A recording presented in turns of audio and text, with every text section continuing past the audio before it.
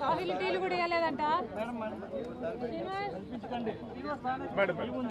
టీలు కాఫీలు కూడా ఇవ్వలేదంట.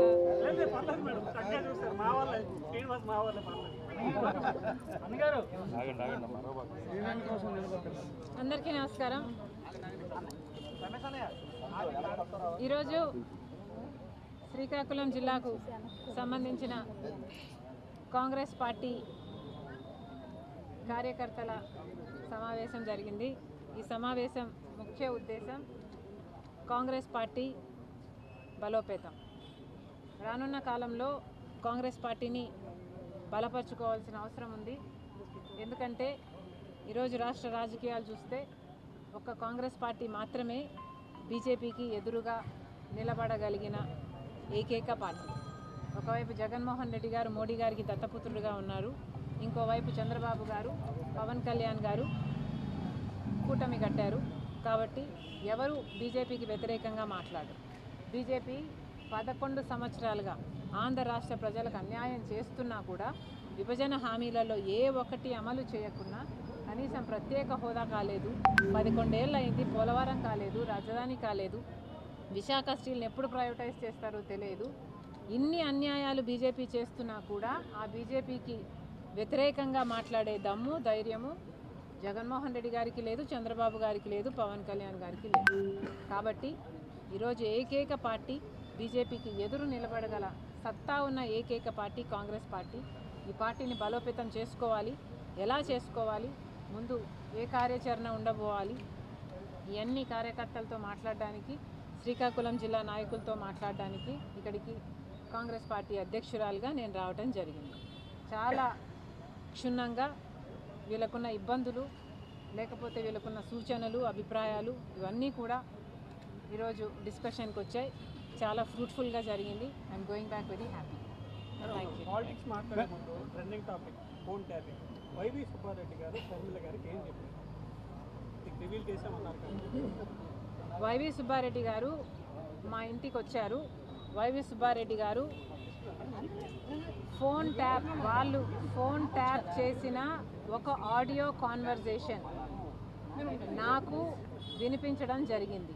అంటే నాకు, నా భర్తకు, మా వాళ్లకు సంబంధించిన ఫోన్ ట్యాపింగ్లు అయ్యాయి అనడానికి రుజువుగా మా వాళ్లకు సంబంధించిన ఒక ఫోన్ కాన్వర్జేషనే మా ఇంట్లో కూర్చొని సుబ్బారెడ్డి గారు నాకే వినిపించారు. కాబట్టే నేను ఇంత ఖచ్చితంగా చెప్పగలుగుతున్నాను, ఫోన్ ట్యాపింగ్ జరిగింది. ఎందుకంటే ఆయన వినిపించడం జరిగింది, నేను వినటం జరిగింది. ఇంత క్లియర్గా, ఇంత ఖచ్చితంగా నేను ట్యాపింగ్ జరిగింది అని నేను చెప్పగలుగుతున్నాను అంటే, ఇదేదో కల్పితం కాదు అని నేను చెప్పగలుగుతున్నాను అంటే, నేనే కూర్చొని విన్నా కాబట్టి, నా చెవులారా నేను విన్నా కాబట్టి ఇంత ఖచ్చితంగా నేను బైబిల్ మీదైనా ప్రమాణం చేయగలను, నా బిడ్డల మీద ప్రమాణం చేసి చెప్తున్నాను. ఫోన్ ట్యాపింగ్ జరిగింది, సుబ్బారెడ్డి గారు వచ్చారు, ఆ కాన్వర్జేషన్ నాకు వినిపించారు, నేను విన్నాను. ఇది నిజం. సుబ్బారెడ్డి గారు వచ్చి నాకు వినిపించారు అంటే ఏమర్థము? వాళ్ళు చేపిస్తేనే కదా ఆయన దగ్గర ఆడియో ఉన్నట్టు. వాళ్ళు చేపిస్తేనే కదా, వాళ్ళ పొజిషన్లో ఉంది అంటే ఏమిటి అర్థము? సుబ్బారెడ్డి గారు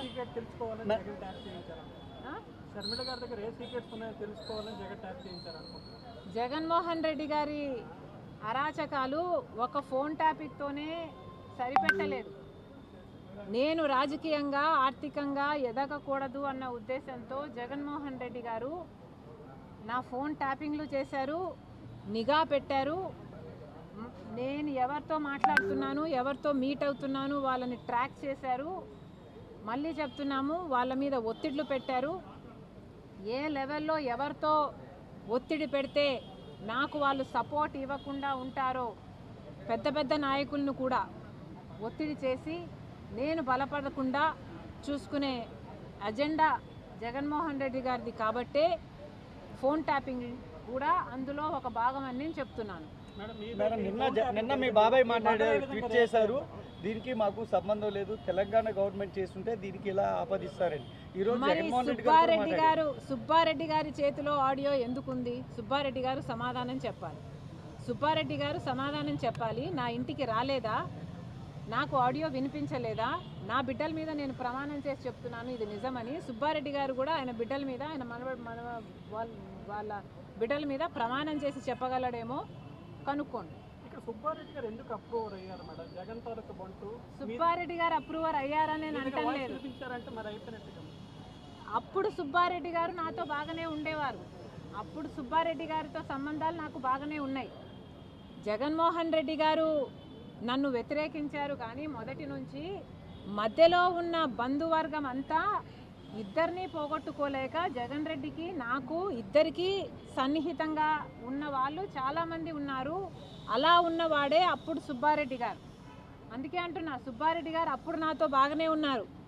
కానీ ఎప్పుడైతే జగన్మోహన్ రెడ్డి గారు ఆయన చేత నా బిడ్డల విషయంలో, నా బిడ్డల ఆస్తి కాజేసే విషయంలో జగన్మోహన్ రెడ్డి గారు కుట్రలు పన్ని అబద్ధాలు చెప్పించారో, సుబ్బారెడ్డి గారికి, సాయిరెడ్డి గారికి ఎట్లయితే ఒత్తిడి పెట్టి, ఎట్లయితే ట్యూషన్లు తీసుకొని మరి అబద్ధాలు చెప్పించారో, అప్పటి నుంచి సుబ్బారెడ్డి గారితో నాకు మాటలు లేవు. మీ మదర్కి తెలిసిందా మేడం ఆ రోజు జరిగిందన్నారు? ముమ్మాటికి తెలుసు. ఆవిడ రియాక్షన్ ఏంటి? ఎవరైనా ఆశ్చర్యపోతారండి, అంతకంటే ఏం చేస్తారు. ఆ రోజుల్లో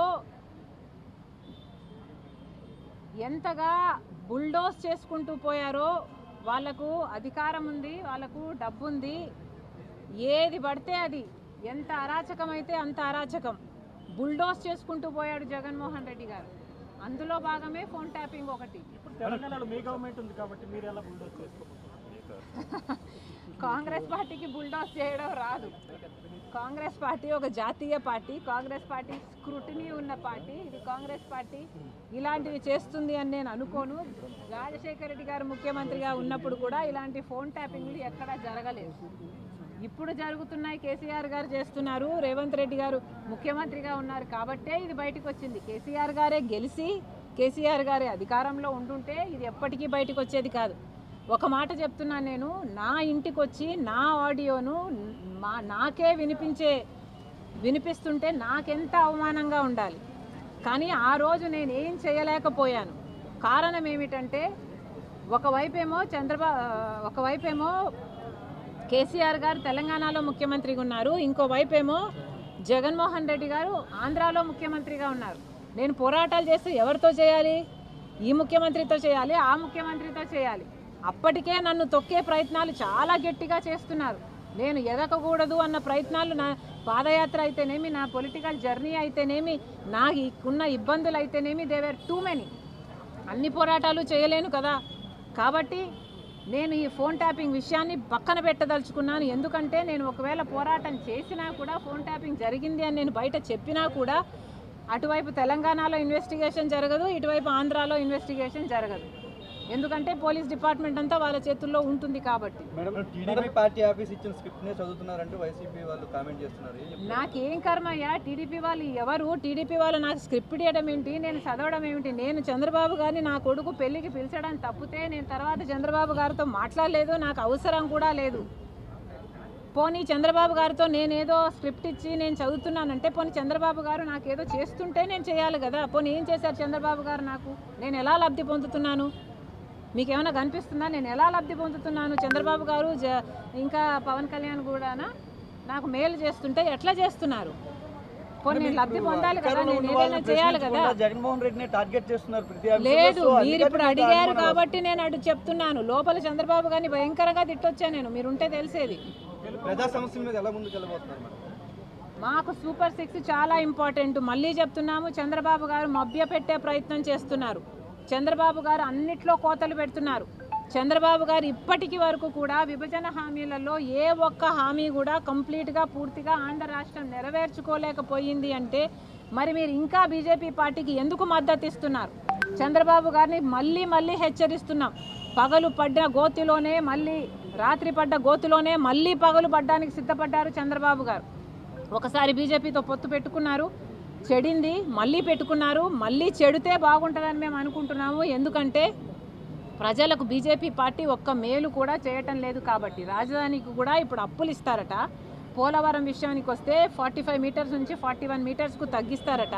విశాఖపట్నం స్టీల్స్కి వస్తే మీరు వాళ్ళకు మేలు చేయండి అంటే వాళ్ళ ఉద్యోగాలు పోతున్నాయి అంటే కనీసం 4,000 మందిని ఉద్యోగాల నుంచి పీకేస్తే ఒక్క తెలుగుదేశం ఒక్క జనసేన ఎమ్మెల్యే అయినా మాట్లాడా? ఇది అన్యాయం కాదా? ఈ రోజు వరకు కూడా చంద్రబాబు గారు అరిజత్తులో వైకుంఠాన్ని చూపిస్తున్నాడు. ఇది కట్టేస్తా అది చేసేస్తా అని రోజు ప్రొక్లమేషన్లే రోజు అడ్వర్టైజ్మెంట్లు ఇస్తున్నారు తప్పితే ప్రజలకు జరిగింది ఏమిటి?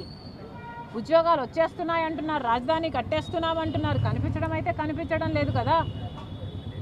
మేడం ఇప్పుడు తెలంగాణ ప్రభుత్వం చేస్తే నాకేంటి సంబంధం అని మీ బ్రదర్ జగన్ గారు అంటున్నారు. ఇప్పుడు ఏ విధంగా ముందుకెళ్ళబోతున్నారు? ఆయన ఈరోజు వ్యాఖ్యలు చేశారు సార్, మీరు విన్నారా? అలీబాబా 40 దొంగలు కతిన్నారా? అలీబాబా 40 దొంగలు, అలీబాబా దొంగతనం చేస్తున్నాడు, 40 దొంగలతో దొంగతనం చేపిస్తున్నారు. ఎవరైనా ఒప్పుకుంటారా మేము అలీబాబా మేము దొంగలమని? ఎవరైనా ఒప్పుకుంటారా? అందరూ అలా తయారయ్యారు, రాజకీయాలు అలా తయారయ్యారు.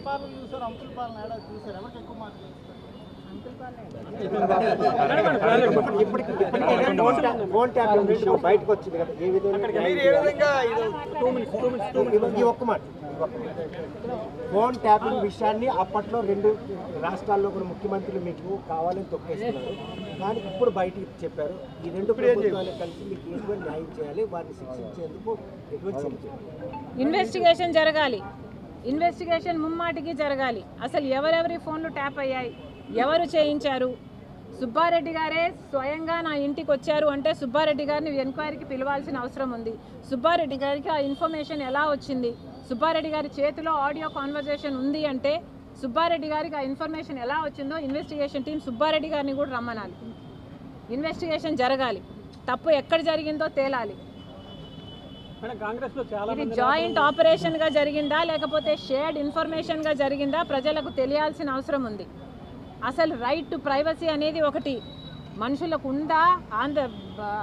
ఈ దేశంలో ఇది ఇంకా బతికే ఉందా? ప్రజాస్వామ్యం ఉందా లేదా? ప్రజలకు ఒక క్లారిటీ రావాలి. నా ఇంట్లో కూర్చొని మా కాన్వర్జేషన్ని నాకు వినిపిస్తున్నారు అంటే ఎంత ధైర్యం ఉండాలి?